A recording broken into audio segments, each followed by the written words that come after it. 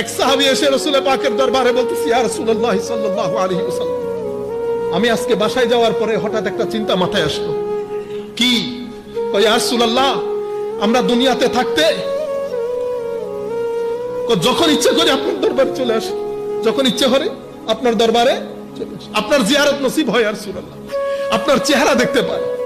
কিন্তু আমি মনে মনে চিন্তা করতেছি, ইয়া রাসূলুল্লাহ, যদি মারা যায় তো আপনি তো আপনার র্যাঙ্ক অনেক উপরের হবে, আমি আপনাকে কোথায় খুঁজবো ইয়া রাসূলুল্লাহ? দেখতেছেন সাহাবায়ে কেরাম সকাল সন্ধ্যা জিকরে রাসূল নিয়ে কিভাবে ব্যস্ত থাকতেন। সাহাবী এই প্রশ্ন করলেন, আমার আল্লাহ কোরআনের আয়াত নাযিল করে দিয়েছে, আমার আল্লাহ কোরআনের আয়াত নাযিল করে দিয়েছে। ওই আয়াত, মাআল্লাযীনা সিদ্দীক ওয়া শুহাদা ওয়াস সালিহিন ওয়া হাসুনা উলাইকা রাফিকা।